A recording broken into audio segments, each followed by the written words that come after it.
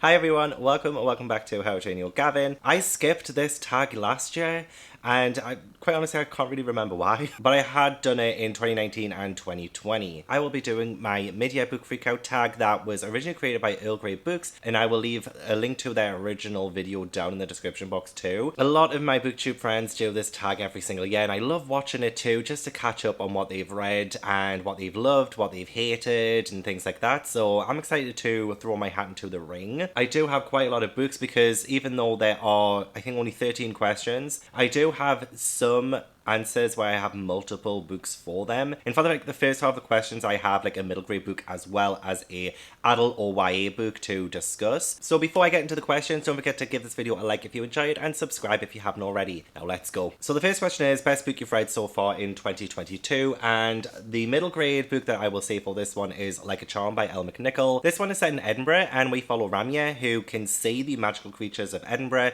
when nobody else can. So she sees like the Greyfriars Bobby come to life. She sees like the secret market that nobody else can see, but there's also danger on the horizon. Ramya has been warned against the sirens. Ramya also has dyspraxia, and what I love about Elle McNichol's book so much is that she has these really real life characters who you just absolutely fall in love with and root for. So yeah, this is my favourite middle grade so far of 2022. In terms of adult books, I have kind of two options for this one. So I have Middle Game by Shona Maguire. I read this one for my I Have to Like My Friends' Favourite Books or I Unsubscribe From Their Channel episode 1 vlog. And I read this one for Mel because it was one of her favourite books of 2021. And I absolutely adored it. It was different, it was immersive. And in this one we follow Roger and Dodger. They're not quite human, they're not quite gods. What are they? But I absolutely love the way that this world was built up and the writing style, all of it was fantastic. So I think this is my favourite adult book. But there's a book I'm currently reading that I am absolutely loving so far, and that is Jurassic Park by Michael Crichton. I am currently 305 pages into it, so I only have around about 100 pages left. Jurassic Park is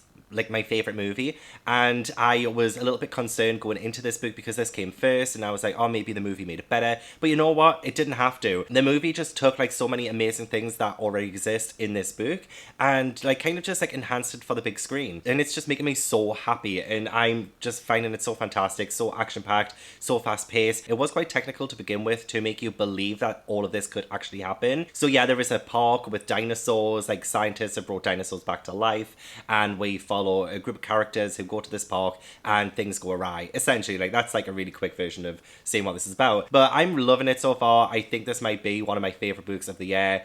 We'll see. I still have 150 pages left, but I am so enjoying this and it's a 5-star at the minute. The next one is best sequel you've read so far in 2022. I actually haven't read that many.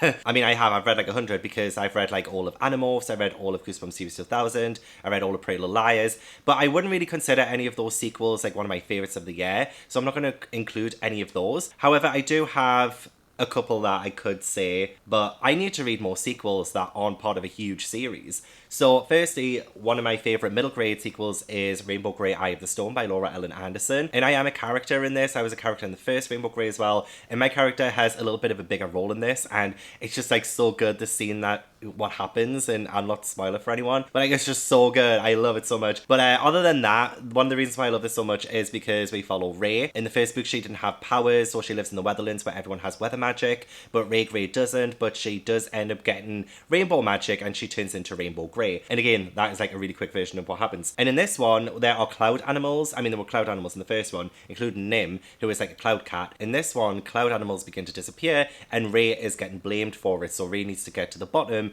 of what is going on. So I love this one so much. It was very emotional and yeah, it's just fantastic. Kingdom of Ash? I'm kidding. Heartstopper Volume 2. I think this is my favourite Heartstopper volume, and I just can't think of any other sequels that I've read this year that I would consider one of the best. I'm using a postcard as a coaster right now as well. So I'm going to say Heartstopper Volume 2. I'm not going to talk too much about this one because I feel like everybody has heard me talk about this or Heartstopper a million hundred times on my channel. So I will just say, yeah, still one of the best sequels. And this was a reread as well. I've read it like 5 times, I don't know. Question number 3 is a new release you haven't read yet but want to. I have 3 options for this. I have a middle grade, a manga, and an adult book. So for the middle grade, Onyeka and the Academy of the Sun by Tola Akogu. I have been really clamoring to read this all month long, but I haven't managed to fit it in. I'm trying to speed up with my June TBR at the minute so that I can fit this one in. That's what she said! And if not, I do have Camp Believeathon with my Nevermoorians and Frosthearters patrons in August, so I might try and fit that one into Camp Believeathon. But Onyeka, she is a girl who can control her hair, and she has like incredible powers in doing so. So she ends up getting enrolled into a magical academy school in Nigeria where other kids have superpowers, and there is like this looming threat on the horizon. It just sounds so fantastic. It's the first in a series, and yeah, I loved Amari and the Night Brothers so much, and I hope this gives me like the same kind of vibes as that. But yeah, it sounds a little bit like X-Men too, so I'm just all for that. So this is definitely priority middle grade that I need to read. But I do have a whole video talking about 20 middle grades that I really do need to read ASAP, so you can check that out. I'll link it down below. Manga-wise, you're gonna roll your eyes at this.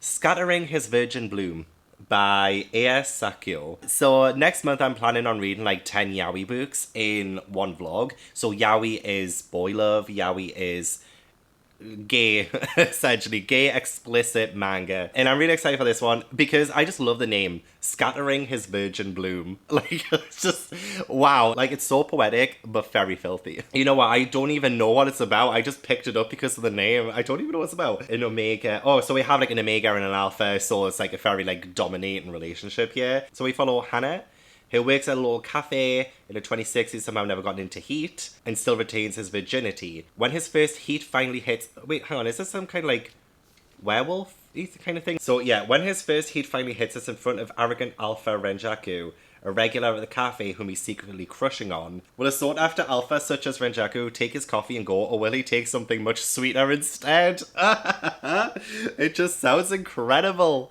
It sounds incredible, honestly. Brand new as well. It just came out. Yeah, I'm excited for that. And then in terms of adult books, I'm really excited to read Anatomy, a Love Story by Tina Schwartz. It sounds a little bit gothic, sounds like very old school gothic. It says on the back, a gothic tale full of mystery and romance. So if it's anything like the gothic classics that I absolutely love, like Anne Radcliffe, or at least it just gives me like some of those vibes. Like, it don't have to be exactly like it, but as long as it has those vibes, I'm all good with that. This one is set in Edinburgh in 1817, and we follow Hazel, who wants to be a surgeon. However, at that time, women weren't really allowed to be surgeons. She needs to kind of do like autopsies or something in secret, and she knows a resurrection man called Jack. Like, he digs up dead bodies and things like that, so she goes to him for help. But Jack has like problems of his own. He's noticing that other people are digging up corpses as well, and it's a problem. And this problem has something to do with Edinburgh society in general. So it sounds really good. I've had this for about 2 months now, I think. Yeah, no excuses. I need to read it ASAP. Okay, question number 4 is most anticipated release for the second half of the year. Okay, is there any other middle grade book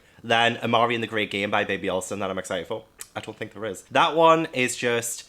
oh, I'm so excited. Like, if you know me at all, you will know that Amari and the Night Brothers is one of my favourite middle grade books of all time now.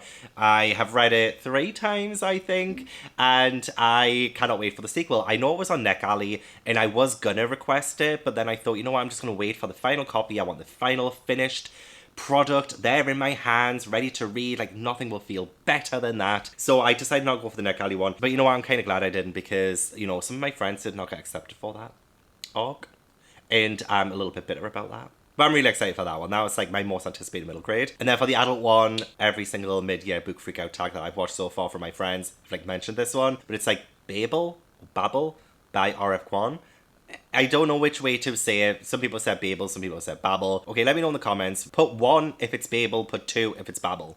Just let me know. But I'm really excited about that one. I haven't often read Dark Academia. I read If We Were Villains recently, and I really enjoyed that. So I'm kind of looking to get more into some Dark Academia books this year. So who knows, maybe that one will be the one that will really kickstart my love for it and get me a little bit obsessed. I like to get obsessed with booktube trends years after they've been a trend. So those 2 books are my most anticipated, and I can't really tell you what they're about, really. Amari and the Great Game is a sequel, in Babel/Babel is, you know, it looks good. Okay, question number 5 is biggest disappointment, and I have 3 books for this. One of them is Legally Blonde by Amanda Brown. I do have a video coming up, I think this week. I'm going to try and get the video done this week, where I read this as part of a reading books that inspired my favourite movies vlog. And as you saw, Jurassic Park is like incredible. I'm absolutely loving it. But I read this one last month, and I'm using the footage I used to give my thoughts on this one in this upcoming vlog, because I was going to do a whole vlog dedicated to it, but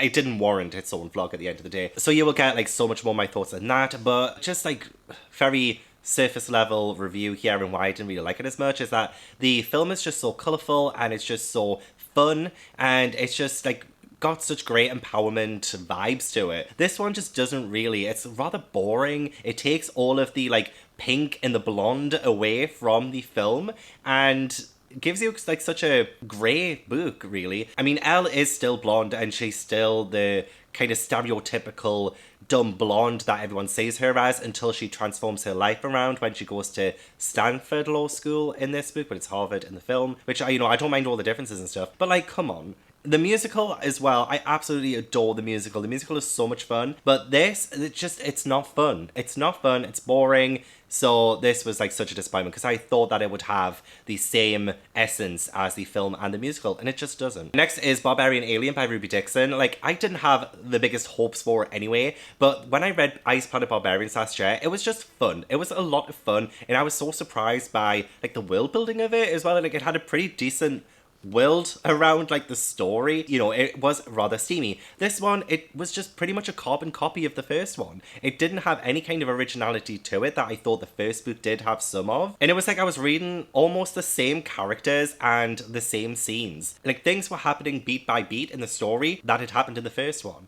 So I was just left a bit perplexed by this. Did Ruby Dixon just like copy and paste the manuscript of the first one and just change the names? But yeah, this was a disappointment, but it hasn't put me off from reading the rest of the series, because I do want to read the rest of them at some point, especially since they're getting released with these lovely covers, so I am very superficial. And then the last disappointment was The Appeal by Janice Hallett. I heard so many fantastic things about that book, but oh my lord, was I bored. It was so boring. I mean, I do kind of like the storytelling aspect of it. It's told in like emails and texts and things like that. You get to see a lot through that. But nothing was really happening, and I was just reading on just like, when will this end? I think I ended up DNFing it like 70% or something. It was quite far in, but I was just like, you know what, I don't care anymore. I really don't care anymore. In this day and age as well, like, who emails that frequently? It was almost like proper conversations in person were being had over email. I just couldn't really believe most of it. Some of it I could, because like some of it is part of like a business aspect and stuff like that, but I couldn't believe half of it. And I know that's a bit of an unpopular opinion because a lot of people do love that book, but it was just so boring. It was so boring, so I'm sorry. Moving on from that then, question number 6 is biggest surprise. I don't have any middle grades for this question or for a lot of the upcoming questions, but one of my biggest surprises was Learn My Lesson by Katie Robert. I thought I would like this because I really like the concept of it. We have Hades, Megara, and Hercules. It's a bit of a contemporary romance, steamy retelling of them three, and it is book 2 in the Wicked Villain series, and I haven't read book 1, not that you really need to, but I was just like really excited for it. And you know what, I was pleasantly surprised by how much I really enjoyed it. And you know what, it is one of the steamiest books I've read. It doesn't just have the like whole like three-way thing between Hades, Megara, and Hercules. There's also, was it like Megara and Aurora, and like some steaminess between there, like some of it was sapphic, and I was like absolutely freaking loving that. And I was just like quite taken by the story as well. I kind of like the characters, and they felt a little bit real, which is like a bit weird for me to say, and I wasn't sure if I was gonna ship it and stuff, but no, it was just, I thought it was really, really good, and it surprised me because of that, I don't know. And another surprise was Confessions by Kane Minato. Oh my god, like, not just because, like, I was surprised by how much I really enjoyed it, but, like, there was actual surprises in this book. I was speechless in a couple of points in this book. Like, I think the end of, like, the first part, and then the end of the 5th part, or the 5th and final part, I was just like, wow, this book just continues to surprise. But yeah, it does follow a teacher who, she lost her daughter on school premises, like, a few months before. I think it was maybe a month. Some of the details are a bit hazy. But she gives one last kind of lecture, one last class to her students, and she reveals that she knows 2 of them killed her daughter, and it goes through her point of view, the killer's point of view, and stuff like that. It was just so interesting, and I hadn't read anything quite like it. It was just so good. This is translated into English by Stephen Snyder, but I think this was just so good, so surprising, and I'll never get over the end of chapter 1, quite honestly. I'll never get over it. Question number 7 is favourite new author. I feel like maybe Shona Maguire. I would love to read the Wayward Children series, it is, I think. I haven't read that series yet, and I think I should. So I would love to do that, because I really enjoyed this. I know that'll be, like, really different, but I've heard fantastic things about the Wayward Children series. I just haven't really picked it up because it's not really readily available in the UK, I don't think. But I feel like I'm going to give it a try. And this is like a very tentative one because I'm not really sure about this author in general and some of the things I've read about them. But like, say Agatha Christie, the ones that I've read so far, when I read them in a vlog, like I really enjoyed the story and the writing style and things like that. But I am looking forward to reading more. And if anything problematic comes up, which I know it definitely will, if you Google, you will see. So I'm gonna like read as many Agatha Christie books as I can. If anything comes up that really makes me really uncomfortable, I will call that out. So hopefully I don't get any like Agatha Christie stands on my back for that. But I'm really interested in reading more. I do like the way that she sets up a mystery. And I've been able to solve the ones that I've read, or at least I've been able to figure out who did it, but not how they did it. So it'll be interesting to see if I can continue reading her books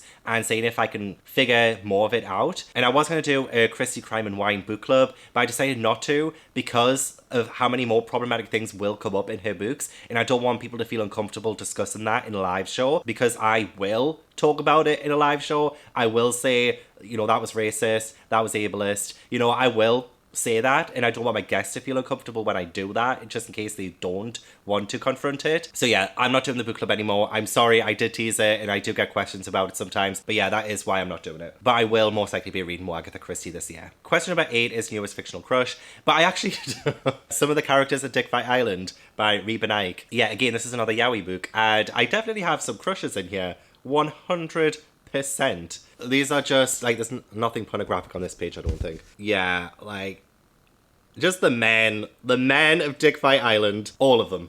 All of them. Question number 9 is newest favourite character. Again, I was going to, like, just skip this one. But you know what? Actually, I would say probably the main characters of Animorphs. Like, I have a love-hate relationship with the Animorphs series. Like, I think it was just so... like, a lot of it was so good. Like, it was surprisingly good and tough, and it tackled so many heavy issues, and I thought it did such a brilliant job at, like, the war aspect of it. I have a whole 4.5-hour vlog reading Animorphs, but you know what? Throughout the entire series, I was still rooting for the main characters, and I feel like they were so well developed, and they all had their own little problems, their own personalities, and you cannot not root for them by the end. So I wouldn't say a particular singular main character from the Animorphs series. I'll just say all of the main characters. I think at the end of the day, worth reading. And yeah, if you want to find out my thoughts on Animorphs, 4.5 hours. 4.5 hours that vlog is. Question number 10 is a book that made me cry, and the closest one is And Every Morning the Way Home Gets Longer and Longer by Frederick Backman. Read this one because Katie Colson recommended it, and it made me very, very emotional. I have a reading vlog for it. The plot of this is so very simple. I mean, it's tiny. The plot of it is so simple and short, but we have Noah and his granddad. They are sitting on a bench, and we go through kind of like the family, granddad's life, and we start to realize that everything's getting smaller around them as grandpa is forgetting things. Very, very sweet and bittersweet and just emotional. I would definitely go into that one with tissues on hand. Question number 11, book that made me happy. I feel like the Mary-Kate and Ashley books are probably the closest to happiness I got while reading this year. Like, this was just such a fun time, honestly. These are the mystery books where Mary-Kate and Ashley solve mysteries when they're kind of kids / young teens. So they just have like this charm to them, and the mysteries were actually pretty decent. And yeah, it's just like a really fun, happy time reading these, quite honestly. So yeah, I feel like the closest I've ever gotten to happiness was reading these. Question number 12 is the most beautiful book that I have bought or received. So I have a middle grade, YA, and adult for this one. So for middle grade, it is The Mapmakers by Tamsin Merchant. I think, well, one, the covers of the series are always stunning. The first book, stunning. So this is the sequel, and it is very gorgeous. And then you go under the dust jacket, and you have the kind of map there as well that is used in the book, and the spine, and then look to the stars on the back. It's just, Oh, Puffin makes some fantastic hardback books. They really do. And I did read this a couple of months back and I loved it. Again, it's probably another sequel that I really enjoyed. And then for YA, I have Twin Crowns by Catherine Doyle and Catherine Webber. These are the Waterstone sprayed edges. So we have the Wren edition and the Rose edition. So they are Red and Rose on the cover there. They are two princesses. And I absolutely adored this book as well. It was such a fun time. One of the best YA books that I've read this year. But I love the sprayed edges and I love the cover. So yeah, I feel like that is one of the most beautiful books I've owned this year. And then finally, The Girl Who Fell Beneath the Sea by Axie Orr. This is the Fairy Loot edition. So it has that gorgeous sprayed edge. I love the cover, illustrated by Carl James Mountford. And I haven't read this one yet. I've heard mixed things. But I am excited still to read it. But I think overall this year, this is definitely the prettiest. Definitely the prettiest book that I have. Love the colour scheme as well. Like, that colour scheme is gorgeous. Yeah, I think this is my prettiest book so far this year. And then the final question is, what books do you need to read by the end of the year? So I did do a video where I got the lyrics to Tick Tick Boom's Therapy.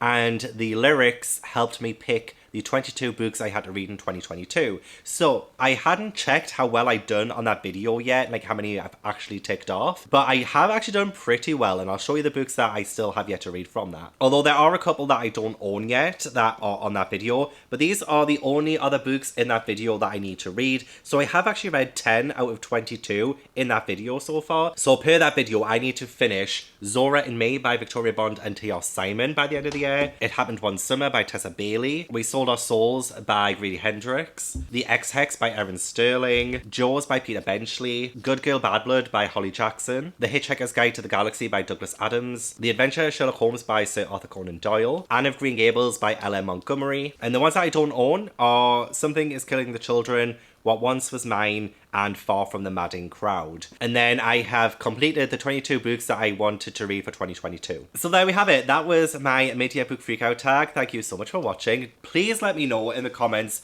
if you have any responses to these questions. I will leave a blank template to the questions in the description box. You can fill that in if you would like to. I also, again, will have the link to the original creator of this tag. I will have links to my social medias, my Patreon if you want to join that. Huge thank you to my patrons for supporting me and my channel and these videos. You guys are the absolute best. Thank you so much. But don't forget to leave this video a like if you enjoyed it and subscribe if you haven't already. And I will hopefully see you in the next video. Bye!